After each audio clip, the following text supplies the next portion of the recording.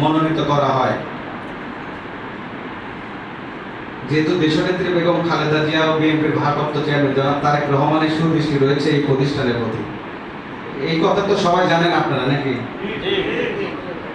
আমাদের প্রিয় অভিভাবক বিএনপির ভারপ্রাপ্ত চেয়ারম্যান জনাব তারেক রহমান দীর্ঘ 17 বছর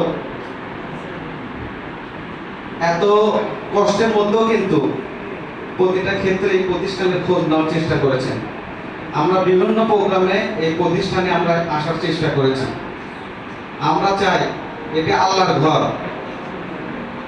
অত্র এলাকার মুরব্বীগণ যারা রয়েছেন কিংবা অত্র শিক্ষা প্রতিষ্ঠানে যারা শিক্ষক রয়েছেন সবাই মিলে এই প্রতিষ্ঠানকে কিন্তু ধরে রাখতে হবে।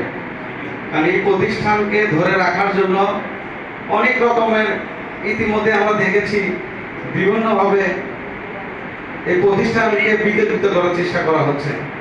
আমরা চাই আপনারা যারা রয়েছেন, বিশেষ করে যারা এই প্রতিষ্ঠানের সাথে যারা প্রথম থেকে জড়িত রয়েছেন, সবাই এই প্রতিষ্ঠানের জন্য যেমন কাজ করেছেন, বিগত দিনে যেমন কাজ করেছেন, বর্তমানেও কিন্তু একইভাবে কাজ করতে হবে আমাদের।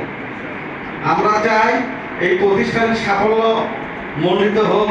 আমরা চাই এই প্রতিষ্ঠান যেমন সুনামের সহিত চলছে। আমি যখন দায়িত্ব পেয়েছি আমি চেষ্টা করব, আমাদের প্রিয় মুরব্বী রয়েছেন, তিনি প্রধান পৃষ্ঠপোষক থাকবেন অবশ্যই এই প্রতিষ্ঠানে। আপনাকে করা হয়েছে, আপনার নেতৃত্ব নিয়ে, আপনার যে কোনো পরামর্শ নিয়ে আমরা চাই এই প্রতিষ্ঠানের সুনাম, বিশেষ করে আমাদের বিশাখাকারে রয়েছে।